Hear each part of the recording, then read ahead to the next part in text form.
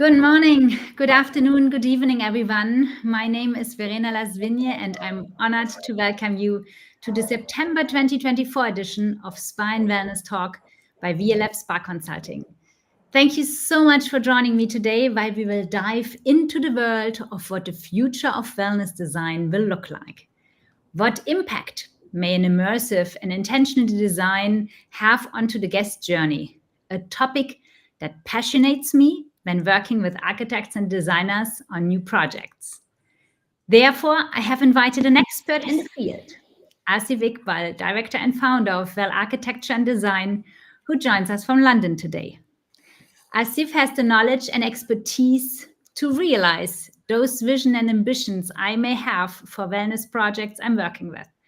And over the last decades, Asif has brought incredible projects alive, like Shiva Som in Thailand, Six Senses Spa Porto Elunda in Greece, Han Heritage in Saudi Arabia, just to name a few.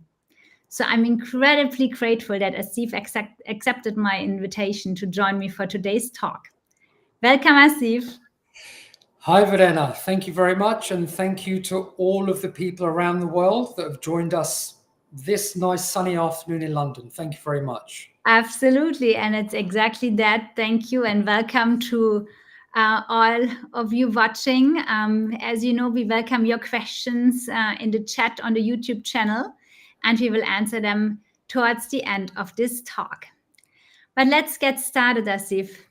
I would like to begin, if you could be, and it would be great if you could maybe share a little bit about the core principles of what well architecture is, and how does it differ from traditional design approaches for spa and wellness facilities?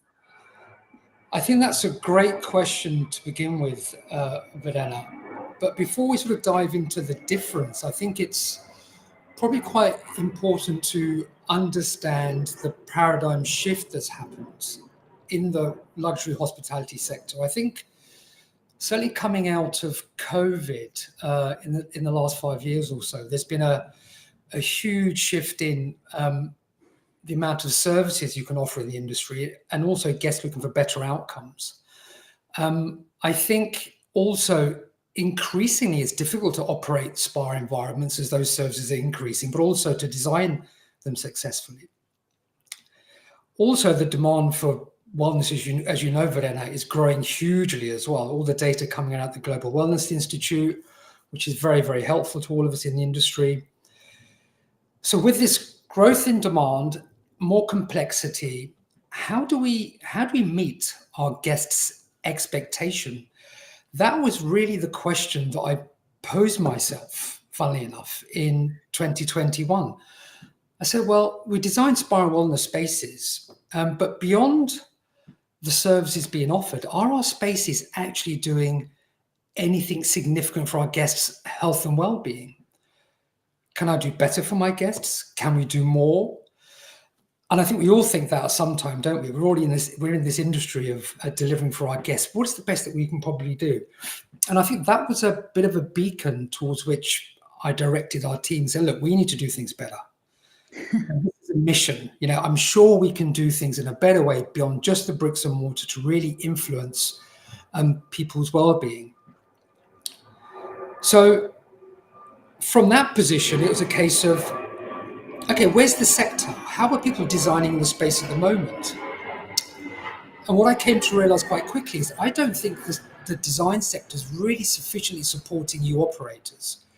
I think we make spaces, we deliver functionally what we need to do, we make them decorative, and then we kind of leave it to you guys to get on with. And I don't think that's good enough. I think we can do better than that. I think there's definitely a sweet spot where, if we're really careful about curating the services, the design, and some wellness features all together, I think we can take that guest experience to the next level. I think that's what wellness design is to me.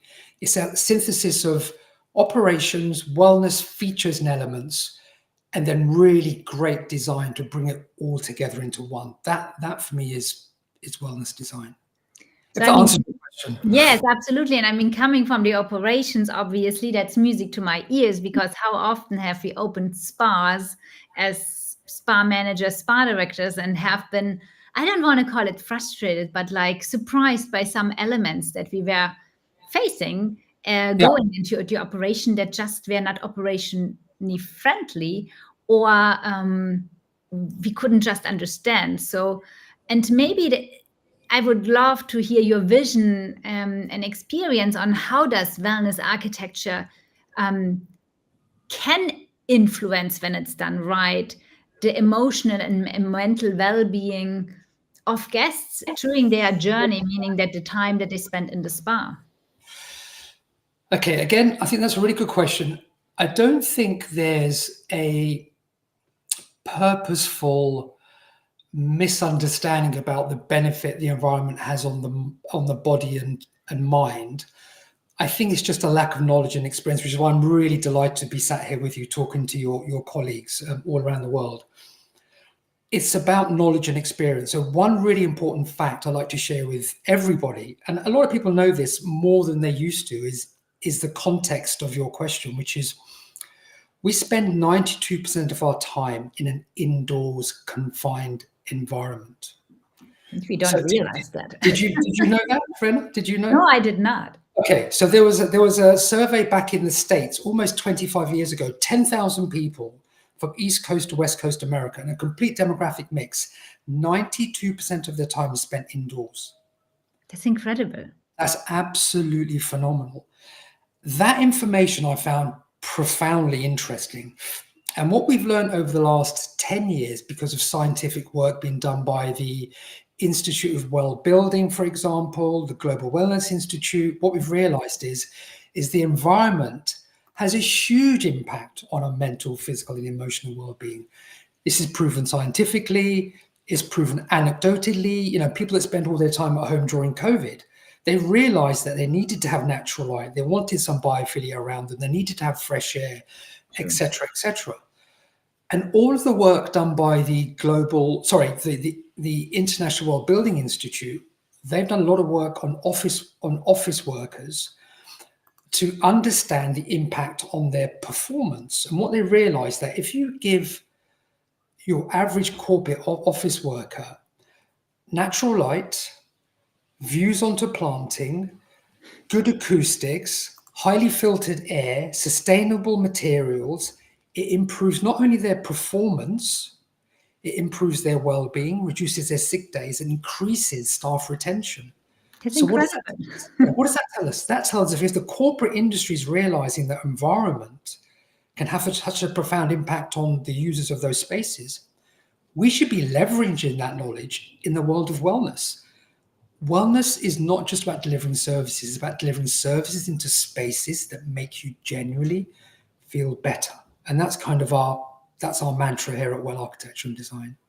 Wow. And so maybe since we are very much in the spa environment here, wellness environment, you mentioned some of the examples how an office worker could feel better, or through what they would feel better. Can you maybe relate some examples for us on how this approach to architecture, can support specific wellness goals, such as stress reduction, mindfulness, or even physical ailments, recovery from physical ailments? What are areas that we can really make an impact on the guest journey? Okay, so I think there's a few, again, all of the operators listening to us, all the spa managers, but also project managers for new buildings, I believe. Everybody involved in this conversation knows one thing, and that is, doesn't matter whether you're in the desert in California or you're in a basement in Dubai under a 30-story tower or in a high street Kensington, the delivery of spa and wellness services is complicated. It's a high-touch, highly serviced industry. There's quite a lot of complexity going on with you delivering services. Guests are going from one place to another. You're trying to minimize your number of staff that you're using to get them from one place to the other. There's a huge amount of complexity. Guests are often, in robes, okay? So they're vulnerable. So they're in a new environment, going from one place, from from a spa reception arrival to a consultation to a waiting to a treatment, and then to another relax, and then to a thermal area. There's all of these things you need to try and to kind of coordinate and balance, but importantly, to give your guests clarity, confidence, and guidance through this whole process. And I think that's what the interesting thing is. So when it comes to designing new build spas, I always say to my clients, we really need to organize things in a really open, transparent way. Don't lock things behind corridors. Try to open the building up. Try to give it a really strong heart or focal point that guests can always navigate back to. If you're in a basement, people just get lost anyway because you have no contact to natural light and to planting. Make a really strong feature in the middle of the space. That's always really helpful. And then try to make each of the spaces interconnect almost without corridors, so guests know where to flow and they can sort of ground themselves in that process. And then if you can dovetail the operations into that as well and make that work seamlessly, you're doing really, really well. I think that's my sort of the big picture design of the spaces, which is clarity, openness, put a heart in, interlinked spaces without corridors. Because corridors, if you have corridors, make them places, not just corridors, but a place that is part of the journey and the experience. Then there's the powerhouse. And this is what's really interesting, is the treatment room. This is what generates the revenue, right? This is what really needs to work, really needs to sing, needs to really hold together. This is the beating heart of the spa operational model, right? So getting this right, I think, is really, really important. And there's so much opportunity here that we just don't know or think about. And one of the things I always talk to our clients about, operators or investors or developers, or even lead architects, is put a lobby onto the room. So a lobby is a relatively small space. I know it takes away from the space schedule. It's not revenue generating per se, but it's an upgrade that allows you to do so many different things. First of all, it marks a transition between the semi-public space and the private space. So psychologically, you're quite prepared that you're doing something different. Secondly, acoustically, once you're in your room, it shuts out all of the noise. How often did we have those treatment rooms where you could hear the carts going through the corridors or the guests from the next room on the way to the relaxation lounge or stuff like that, huh? Oh my gosh, yeah. Put a lobby. Yeah. Okay? Also, and this is what's really interesting, this is a bit of science that I'm learning more and more about, is the impact it has on the mind. So it provides you with a deep-seated psychological sense of safety. There's a particular part of the brain called amygdala, I think it's called. That's the bit that gets triggered when you're feeling unsure, unsafe about a new space. If you have a lobby and the door is positively locked, and then the door to your room is positively locked, it completely relaxes that part of the brain.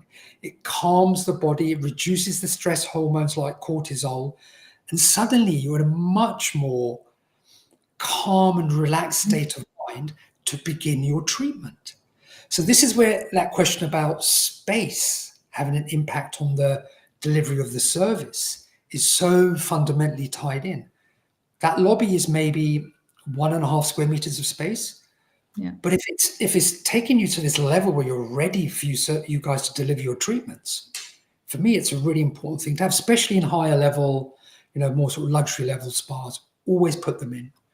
And the ROI, because I know that like builders and project managers, they ask, where is my ROI on that? I think the ROI comes in where that guest will experience something at a more profound level, which they may have not before, because their mind was not as relaxed and through that additional safety space of 1.5 square meters. And ultimately, that guest will come back because they were able to experience something that they have never before. So it's difficult to put that 1 square meter and a half into an ROI, but there ultimately will be that because of guest loyalty, of guest experience that drives remote business. Absolutely, absolutely. I personally think that if you carried out a survey at the end of the treatment experience, with and without these features, there'd be a definite difference because of the architectural design of the space. Now, the next one is a bit of a sensitive point, because I know therapists like to put lots of stuff in their treatment rooms. Okay, and I don't know where this need comes from, this kind of nesting mentality, but I know, again, from a design perspective, just try to strip out as much as possible. The calmer your space, the calmer your guest. You will improve, I think, the treatment experience. You reduce the sensory overload and the sense of anxiety. Again, it's the prefrontal cortex. That's much more relaxed. Again, your whole nervous system starts to chill out because there's a lot less in the room. So I think that's another thing, is try to tuck away as much as possible. If there is a credenza, and there's always a credenza, put it behind the guest rather than in front of them or to the side. Put it out of the sight lines. I know you're not going to see it for very long, because often you have your eyes closed, but there's an opportunity there to just put it away somewhere. But I think this is something that starts really this thought process starts really at the moment of planning, because if architects and designers don't work together with someone who has been operating a spa, it's going to be very complicated to incorporate that, because often they don't even know what you need in a treatment room. And in the operations, when you receive the new build, you often find yourself faced, I mean, it has been gotten better over the years, but that there was not enough storage space in the treatment rooms in order to tuck everything away. You're absolutely right. And that is where the architects, the designers, the operators all need to work much more closely together. And again, use an expert, because an expert will understand how to design around these issues. The next thing is, Verena, is biophilia and nature. Now, I personally think, and you'll see that I've got plants behind me, plants everywhere. Our connection to nature, again, is a very, very primal need to connect to nature, particularly, again, when you're in basement environments, you have no natural light. Building organic shapes and elements, materials, colors, a palette into the space, I think, is really, really important. If you can, curve corners of the room, maybe just the top of a wall where it hits the ceiling. Put a circular rug on the floor underneath the treatment bed if you can. Use natural wood. Even the grain of timber has a huge impact on your nervous system. Use pebbly textures on the floor. Bring grass textures in through the wall coverings. Again, all of these things, although quite subliminal, and I'm not saying fill the room with green, okay? It's much more subtle. There's these subtle psychological cues that, again, deal with your cortisol levels, they relax you. There's this thing called, I've got some notes here, called attention restoration theory, which is when you see nature just for a moment, it actually shuts down all of the other systems that you have and starts to allow you to rejuvenate and restore yourself. So I think these things are really important, because they're just much better. Again, when you're delivering that touch therapy, the environment is supporting and enhancing that experience through the things you're doing with your guests in the space itself. I'm kind of conscious of our time. I can probably talk about this for another hour, but I know. Lighting is another one. Okay.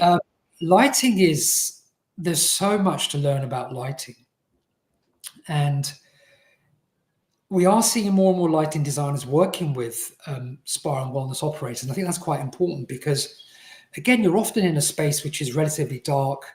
You're in a basement, but again, trying to get some kind of artificial lighting in that almost looks like natural light. And there are systems out there that you can buy. It's called natural light simulation. Okay. if you can put a panel into the corner of the room, and maybe it's something that's on when you come into the space, and then after a couple of minutes, it's then switched off again. That's just enough to ground you because it has an impact on your circadian rhythm. So lighting, again, is a really, really interesting and important opportunity for designers.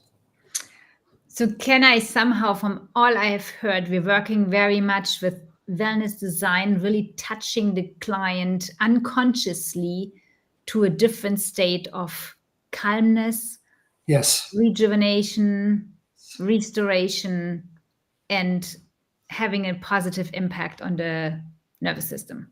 Correct, 100%. And I'm just touching on some really, what seem to be relatively simple takeaways, which are relatively easy to implement into existing spa environments. Okay.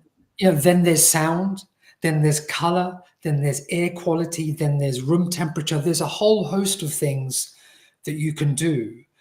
But I think we should focus on some simple, straightforward, effective interventions that people can do quite quickly and quite cost effectively as well into the spaces. But I think what you shared was already a very good introduction to what it could be. Now, obviously, we're not unfortunately going to cover it all today. We would probably need to do another two wellness talks. But I think that was a very good introduction of that people already understand what it is, what it may be, and how it might be integrated and the impact it may have on the guest. And I think that is something that not many people in and without the industry, outside of the industry, are aware yet. I think it's something very new on the forefront. And here comes therefore also my next question. How do you feel that diverse cultures, different cultures, part of the world are open to creating such immersive experiences? Do you feel that there is a difference from country to country? I think it's we've kind of gone backwards and forwards on that. I think with the advent of globalization, the internet, and international travel, I think maybe 10 years ago, everything starts to look very samey in the industry. It doesn't matter whether you're in the States, Middle East, Europe, or Far East.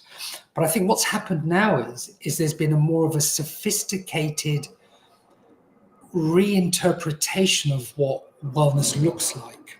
Okay. So although there's some commonalities like a more minimal aesthetic, I think often this is enhanced with very strong references to locality. So whether you're in a desert, again, in California, or whether you're in the UK, or whether you're in, for example, Saudi Arabia, you will look at the local culture and try to implement decorative elements from the local culture. Because I think what that does, Verena, which is quite important, is it brings back authenticity to the wellness experience. And again, I think authenticity and grounding is something that the international luxury wellness traveler is looking for. I want to have an authentic, grounded, local experience. I don't want a generic impression of what does wellness look like. And I know that research has come out recently where, again, authenticity is almost one of the top markers that luxury wellness travelers are looking for. Almost 70% put it in their top 3. It needs to be authentic in what they do. So, for example, the work that we do in Saudi Arabia, for example, which is a very interesting culture, we're trying very hard to celebrate the locality, whether it's through, for example, there's a region called Taif, which is in Western Saudi Arabia, which is famous for its rose festival. So there we're adopting rose patterns in our wood flooring, rose textures in the walls. We're using rose scent to optimize experience in the room.